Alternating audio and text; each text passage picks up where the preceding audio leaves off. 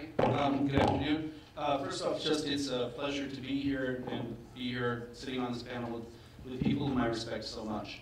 All of you, or a number of you, received this book. This is the book of documents policy documents that I and my colleagues at the Jewish People Policy Planning Institute prepared for this conference. A number of you have it in hard copy. It's available on the website of JPPPI, as well as the conference website. There's a link to it.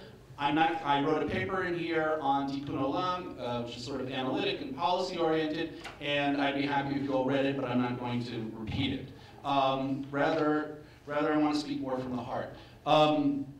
As I was writing this paper, I was sort of accompanied, haunted by the spirit of a young woman whom I sat with a few months ago. I was visiting the old country, the United States, and visiting with friends whose daughter was getting ready for her bat mitzvah, and I was sort of asking to help her a little bit with her Torah reading, etc. Fine. And we're talking, and at one point she says, Yehudah, I have to do a bat mitzvah project. Mom and Dad want me to do something Jewish, but I want to do a social justice thing. Now this statement of hers has a history. I mean, she herself was only 11 and a half years old, so it's not, in her case, it's not a very long history. But it has a history, and we're living in a certain historical moment, an historical period, where these sorts of issues come up, and where a young girl says something like that, and then we as a Jewish community, be it in Israel or diaspora, have to try to give some sort of answer to that, and I want to state emphatically that the answer is not simply, okay, Rachel, go volunteer in a soup kitchen, and we'll call it Tikkun Olam, and that's fine. Okay? Because I think that doesn't work. On the one hand, yes, Tikkun Olam appears in like very traditional sources and everything like that. At the same time, obviously, we are using it today in ways that are kind of historically unprecedented, at least this phrase Tikkun Olam, even though it's very helpful and very handy. What's going on here? Obviously, Jewish tradition proceeds through a certain conceptual vocabulary, and words like tzedek, mishpat, chesed, mitzvah, to which we'll get back, are part of that. Very powerful for me, for in many ways, looking at something I find very helpful, is an analysis that was given forth by Rav Kook. You can find it in Orot, page 70, 71. If you look in Shmona Kvatzim, Gimel, Piska, Aleph, where Rav Kook says that Jewish identity is essentially composed of three parts: a relationship to universal ethics, a relationship to Jewish people, and a relationship to spirituality. And that Kodesh, the holy, is the recognition of the unity of all three. And what's happened in modern times is that each has split off from each other and become the property of a party. So we have the party of ethics, right? We have the party of nationalism, and we have the party of, the spirituality, religion, God, i.e. Orthodoxy, Zionism, and in his case, socialism.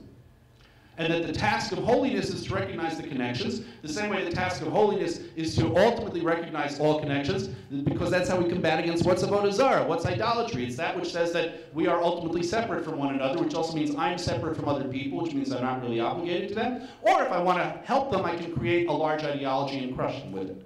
Now, that's how I think about Tikkun Olam. That's why I think Tikkun Olam is thrilling as a way of renewing a Jewish identity, as bringing some of those parts together again. But at the same time, and bearing in mind that as Jews we have moral obligations, even just as plain old human beings, and as members of a community that's part of the family of humanity. And yes, doing Tikkun Olam has all kinds of benefits, such as, which I write about here, in improving, in the emerging networks of global civil society. Obviously, Tikkun Olam has an amazing role to play. It's sort of, and Ruth can talk to you about that at length, as can others, about bringing Jews into these networks. But I want to talk about sort of the meaning of this and the problems with it. I mean, the problems, as there's something deeply thrilling about Tikkun Olam. At the same time, humanitarianism is a problem, right? Because, we all know about the white man's burden, etc. Humanitarianism, here's to use a word that we don't use in talking about the Jewish world, class. Humanitarianism is a middle-class phenomenon of certain kinds. Is it a way of changing the subject? By simply saying, okay, I don't need to deal with Rachel's Jewish identity, I send her to a soup kitchen. There's the question of political issues, and there's also the 20th century has taught us tremendous lessons about the dangers of romantic idealisms applied to politics. Like I said, as the legal historian Grant Gilmore once referred to, the gentle optimism of Karl Marx, for whom after just one more revolution the world would be a better place. And it's something that we need to, that's something we need to bear in mind. I think we can talk about Tikkun Olam as a mitzvah, because, as I said, Judaism proceeds through a distinctive vocabulary. Think about tefillah. There's like 1,000,001 ways of interpreting tefillah, but nobody's going to say it's not a Jewish value. We have to recognize that if we don't take Tikkun Olam seriously, because under the pressures of modernity, whatever universal conceptions of ethics we might have had, we say, well, that's for Goyim, that's for Christians. I think it starts with the time when the Gemara in Megillah says that we don't do Aseres and Dibros in Shul because of the Christians. At any rate, if we don't get a handle on this, we have to realize that we're deforming ourselves as human beings and as Jews. Whatever we think about the Shachim, etc. Invariably, if you say ethics is for the Goyim, or as I was told in yeshiva as a kid, ethics is for reform, with all due respect to reform, and it wasn't meant in the nicest way, is Geitnisht. I mean, we're finished as Jews, we're finished as human beings, and as citizens of humanity. And at the same time, how am I doing on time? Okay. That's how I'm doing on time. So we have to take it seriously. We also mean, and at the same time, one other thing that Tikkun Olam does offer a possibility of, if Max Weber said that one of the features of modernity is the disenchantment of the world, Tikkun Olam, if done self-critically, offers a possibility of re-enchanting the public sphere, but hopefully in a self-critical kind of way. Finally, to close with a text. I mean, the guiding text in many ways is the day is short and the work is long, because none of us has time to say as much as we'd like, but that's not important right now. Asot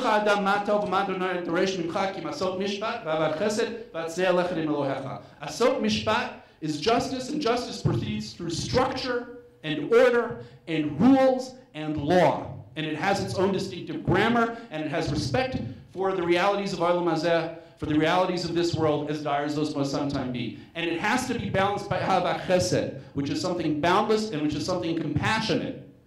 But it has to be b'hatznei alechet, it has to be with humility, because also the point of ethics is that at the very end of the day, it's not about me.